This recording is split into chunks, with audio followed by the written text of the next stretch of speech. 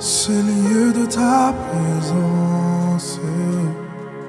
Nous avons besoin de toi.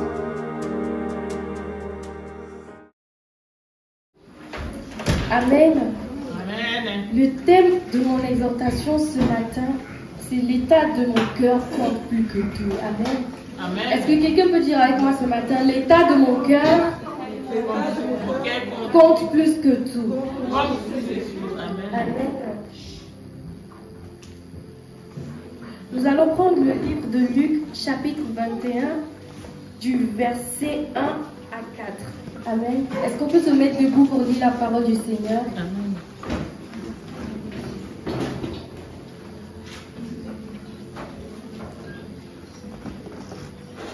La Bible déclare, Jésus ayant levé les yeux, vit les riches qui mettaient leurs offrandes dans le tronc.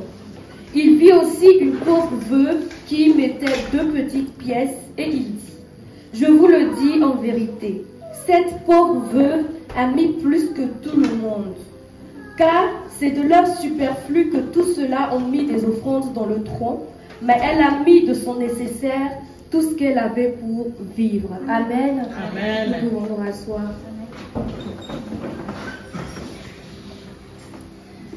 Jésus nous dit ici que cette veuve qui n'a mis que 2 pièces dans le tronc est celle qui avait le plus mis parce qu'elle a mis tout son nécessaire. Elle a mis tout ce qui lui restait pour vivre. Amen. Amen. Ce verset ici concerne les offrandes. Amen. Et c'est très important les offrandes à notre Dieu.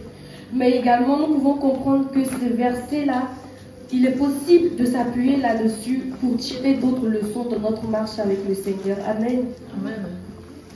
La manière dont nous offrons nos services au Seigneur, ce n'est pas seulement nos offrandes, mais la manière dont nous offrons nos services au Seigneur, la manière dont nous nous mettons à disposition de notre Dieu, c'est tout aussi important. Amen. Et nous ne pouvons pas rendre service au Seigneur en nous basant seulement sur le service que nous rendons à notre Seigneur. Non, il faut aussi que le cœur rende service à notre Dieu. Si nous avons décidé de travailler pour le Seigneur, si nous avons décidé de nous consacrer pour le Seigneur, si nous avons décidé de consacrer notre temps au Seigneur, que ça ne soit pas juste ça, qu'on ne se limite pas à ça, mais qu'on puisse également regarder à l'état de notre cœur pendant que nous faisons ce que nous avons à faire pour le Seigneur. Amen. Amen. Notre Dieu est un Dieu qui aime bien les offrandes, mais pas n'importe quelle offrande. Amen. Ce qui réjouit le plus le cœur de notre Dieu, c'est l'offrande qui vient du cœur. C'est l'offrande qui te touche. C'est l'offrande qui touche ton âme. C'est cette offrande-là que Dieu accepte. Dieu n'accepte pas n'importe quelle offrande. Tu peux faire une offrande, mais si cette offrande-là ne vient pas de ton cœur, ça ne sera pas pareil avec une offrande qui viendra de ton cœur. Amen. Amen. À partir du verset 5, la Bible dit, comme quelques-uns parlaient de belles pierres et des offrandes qui faisaient l'ornement du temple, Jésus dit, les jours viendront où de ce que vous voyez, il ne restera pas pierre sur pierre qui ne soit renversée. Amen. Jésus leur dit, les jours viendront où de ce que vous voyez, il ne restera pas pierre sur pierre qui ne sera renversée. Amen. Amen. Quelques-uns parlaient des belles pierres et des offrandes qui ornaient le temple. La Bible dit qui ornait le temple. Ça veut dire qui embellit le temple, qui accorde quand même un peu plus de valeur au temple. Mais Jésus nous dit, il viendra un jour où il ne restera même pas pierre, il ne restera que pierre sur pierre de tout ce que nous pouvons voir. Alors que les offrandes en font partie. Ça ne veut pas dire que les offrandes ne sont pas importantes, mais en vrai, ce n'est pas le plus important. Parce que plus haut, on voit que Jésus, il était content, il était enthousiaste au vu de l'offrande de la veuve, même si ce n'est que 2 pièces. Ça veut dire que l'offrande le réjouit quand même. Mais quand il nous dit plus bas que toutes les offrandes qui ornent le temple, à un moment donné, ne seront que poussière, ne seront que pierre, on se rend compte que l'offrande, ce n'est pas le plus important. Amen. Parce qu'il nous dit qu'à un moment donné, tout ça sera détruit, il ne restera que pierre sur pierre. Ce qui veut dire que le plus important qui restera gravé, c'est l'état de ton cœur au moment où tu donnes cette offrande. Cette offrande-là que nous donnons, cette offrande que tout le monde a donnée, les riches ont donné, la veuve a donné, qui ornait le temple. Jésus dit, c'est bien beau, tout ça orne le temple, mais à un moment donné, le jour viendra où tout ce que vous voyez là, il ne restera que pierre sur pierre. Tout ce que nous pouvons faire pour le Seigneur, nous pouvons bâtir des écoles, nous pouvons bâtir des maisons, nous pouvons bâtir des orphelinats, nous pouvons bâtir des églises, amen.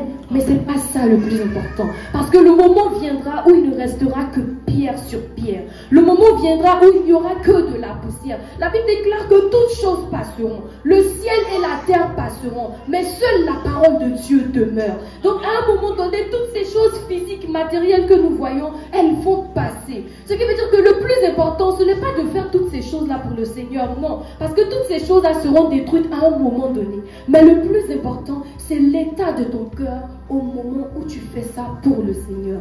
Ce que Dieu regarde, c'est l'état de ton cœur au moment où tu fais toutes ces choses-là pour lui. Parce que c'est ça qui sera gravé.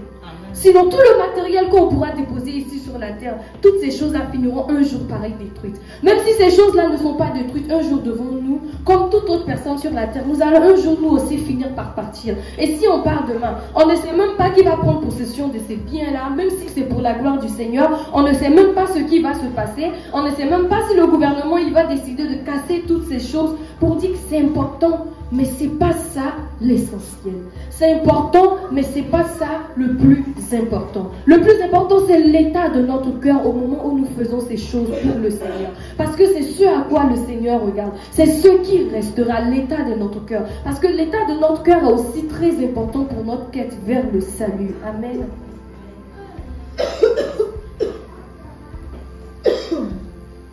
Amen. Ces versets-là doivent nous enseigner.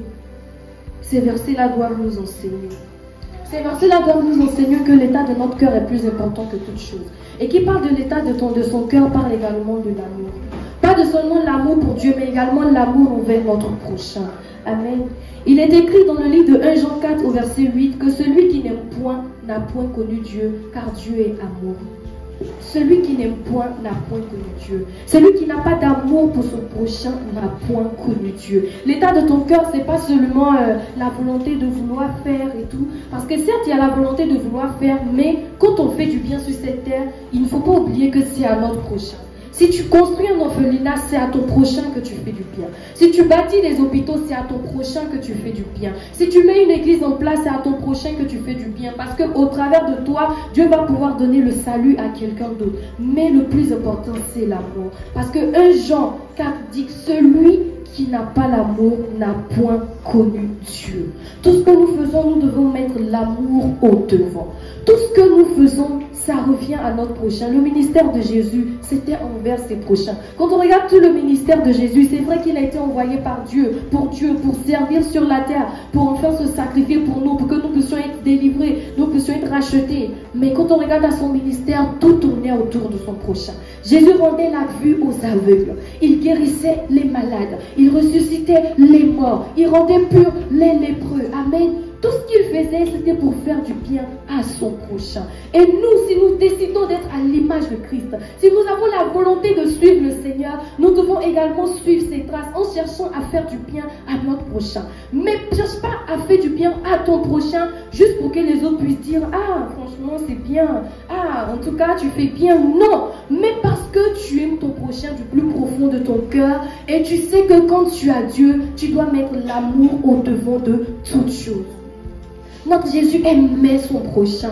Là où même il y avait des prostituées qui étaient rejetées, c'est là où Jésus me disait non, mais pourquoi vous la rejetez? C'est là où Jésus aimait la prostituée. Amen. Amen. Nous devons mettre l'amour au devant de toutes choses. Nous devons mettre l'amour au devant de notre marche avec le Seigneur. L'amour du prochain est très important. Si tu veux veiller sur l'état de ton cœur, il faut que tu aies l'amour de ton prochain. Il faut que nous puissions aimer notre frère. Il faut que lorsque nous ne sommes pas là, lorsque notre frère est dans la tristesse, qu'il puisse dire ah, je sais que j'ai mon Dieu. Je sais que c'est lui qui accorde la joie parfaite. Mais je sais également que là où nous sommes ici sur la terre, ça m'aurait quand même fait plaisir d'avoir quelqu'un à mes côtés pour me dire ça ira, tout ira bien, ça va aller. Du coup, que la personne puisse se dire franchement, ça ne va pas, mais je sais que si Audrey était là, ça irait mieux pour moi. Je sais que si Marie-Michel était là, elle m'aurait reconforté. Je sais que si maman pasteur était là, elle m'aurait partagé avec moi ce que je n'ai pas. Il faut qu'à un moment donné, parce que nul n'est indispensable dans la vie de l'autre. Il n'y a que Dieu qui est indispensable dans la vie de chacun d'entre nous.